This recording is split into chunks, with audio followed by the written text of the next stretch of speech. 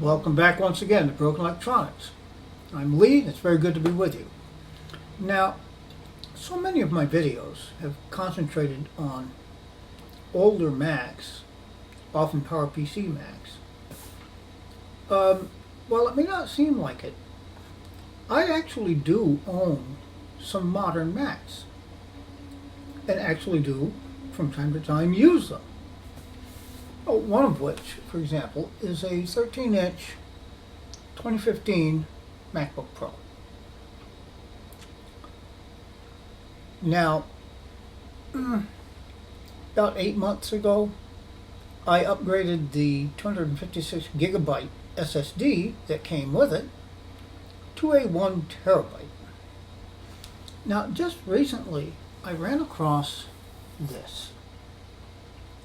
This is a 15-inch mid 2015 MacBook Pro.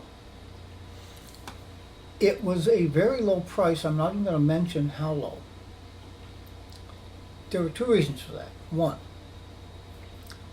no MagSafe charger. I actually have a spare one. It came with a Mac Mini and a bunch of other stuff. I was looking for the Mac Mini, but what the heck, so I have one. Also, there is no SSD in it. So what I'm intending to do is to take out the SSD from 2013, put back the original 256 gigabyte SSD, and transplant that SSD into this machine. In fact, I've already gone so far off camera as to take the SSD out and replace the original SSD. Somewhere down the line I'll probably upgrade that too, but we'll leave that for the future. Now, unlike a lot of things I've done, this is pretty easy. It's the only real upgrade you can do to these. So, why don't we take a look at that process? Stay tuned. Well, if you're wondering, no, I am not running High Sierra on this machine. What I've done, I have an SSD connected by one of the USB 3 ports with an installation of High Sierra. That's been a very handy thing in troubleshooting issues. So I thought it would be advisable just to make sure the machine boots up and works and see exactly what we're working with.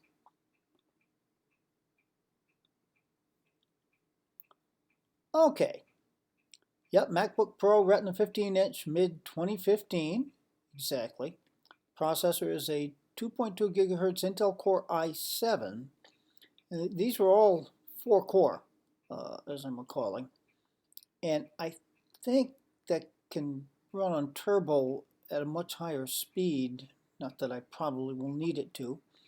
And you have the 16 gigabytes of 1600 DDR3. This is a good thing. Maybe slightly disappointing. It's got integrated graphics, but it does have a gigabyte and a half of video RAM, so that's not such a bad thing. I don't think I'll really be missing the dedicated graphics on it too much. Certainly, it's not something I had in the 13-inch. All right. And yeah, just for confirmation, one processor and total number of cores, it is a 4-core. All right. So we have verified we do have a completely working system that does boot up. Battery is holding a charge, which is a good thing, of course. Why don't we shut it down? And then we'll begin the transplant procedure. Stay tuned. Well, Apple may have only allowed us this one upgrade, but at least they have made it relatively easy. You have 10 screws along this side, and then the ones in the middle on this side, which need to be removed. They're all pentalobes, so you do need to have a pentalobe screwdriver. They are not all the same length. These two, I believe, are shorter than these. I've decided to take great pains not to get them mixed up by giving each one its own little receptacle on the magnetized pad here. So we shouldn't have any issues there. Once you get in the machine, there's really only one screw, the one that secures the SSD. All right, so once we get the screws out, we should be able to just lift this up. All right, as usual, you don't need to watch me unscrew screws, so stay tuned. Okay, the back cover is off. I did take up the tape from the battery connector and disconnected the battery, just so we don't have any problems with charges. Now, one thing that I had worried about slightly, I noticed that the screw for the SSD is in place. I had this momentary feeling, oh my God, what if the screw isn't there? But I worried needlessly. All right, now we take our SSD, slot it into place. Gotta get it all the way in there because it does have to go past this speaker here. And now,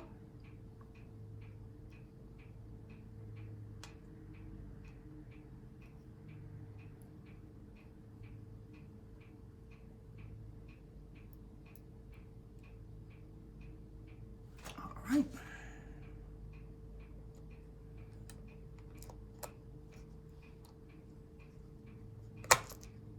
Fudge. Little tiny screws.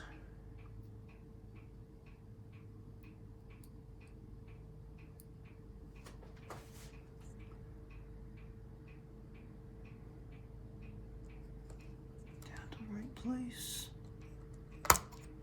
Fudge. Okay, I will fuss with this off camera. Okay, yeah, the screw threads on that thing are just so tiny. Remagnetizing the screwdriver helped. I did manage to get it to go back down eventually. All right, we want to reconnect our battery. And there's that. That's secure. We can replace our covering tape.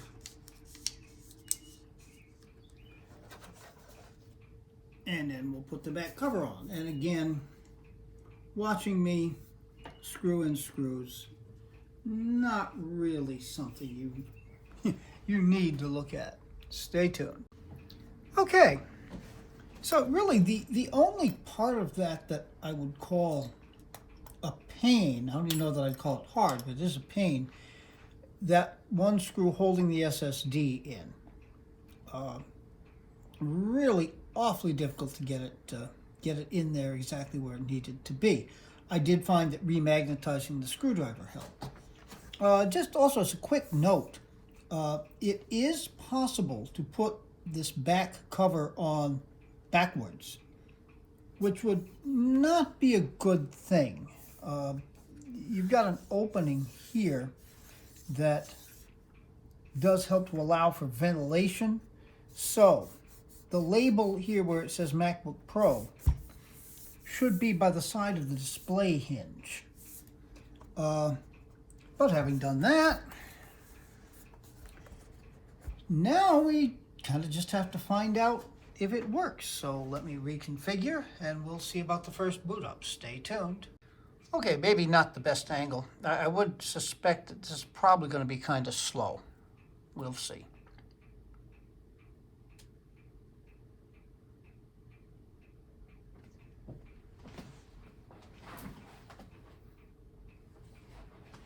Oh, that's unexpected.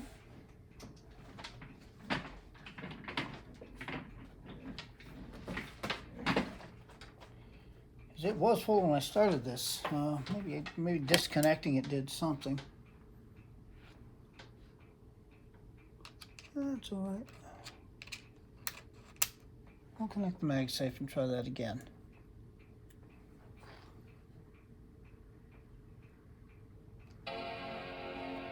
All right.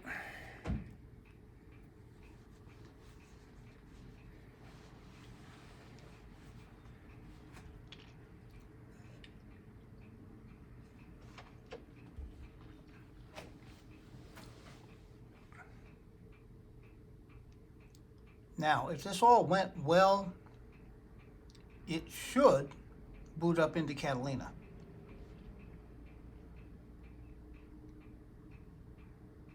And there's our Apple.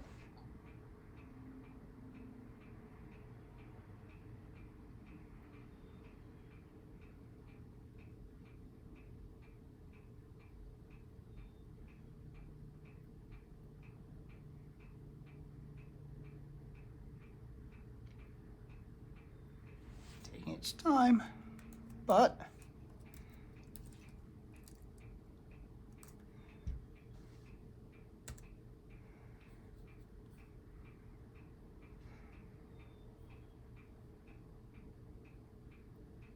come on, my child. And here we are. Okay, yeah, it thinks it's 7:01. The system clock is wrong. That's partly because we had the battery disconnected, I'm sure. All right. I'll be fixing little things like that. Okay, and about this Mac. Yeah, macOS Catalina. MacBook Pro. Still the 2.2 gigahertz quad core. Oh, now it says specifically quad core Intel Core i7, which it didn't in High Sierra. Our 16 gig of RAM is still there. Our integrated graphics is still there. Startup disk Macintosh SSD, which is what we just put in.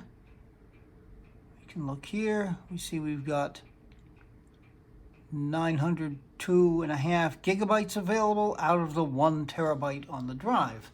So this was very successful.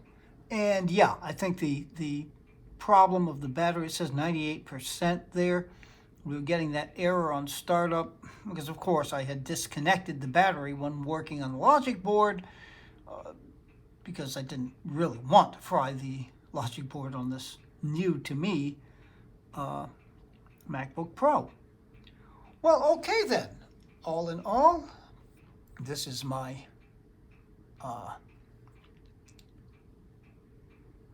network storage device to which it backs up, popping up. So yeah, really, it's shaping up to be very much the same computer. I'll be changing the date and time and going through the odds and ends that need to be cleaned up here. But yes, we have a very successful SSD transplant. Now, as far as the 13-inch, my eventual plan is to put in a bigger SSD. It's, 256 gigabytes is not much in today's world. I would think for that machine, since it'll be a secondary machine here, a 512 gigabyte SSD is going to be sufficient. And nowadays, the simplest way to rectify that, you can use, instead of getting an NVMe drive with this weird proprietary Apple connector on it, you can use a standard NVMe with an adapter. So I think we'll probably go that route, but that'll be down the line. All right, well, thank you so much for joining me. I hope you have a wonderful rest of your day or evening or whatever it happens to be when you see this. Please, be good to other people. It's a better world if you do. Be good to yourselves. Your world will be better. Take very good and careful care, and we'll be seeing you very soon with more videos. This has been Broken Electronics.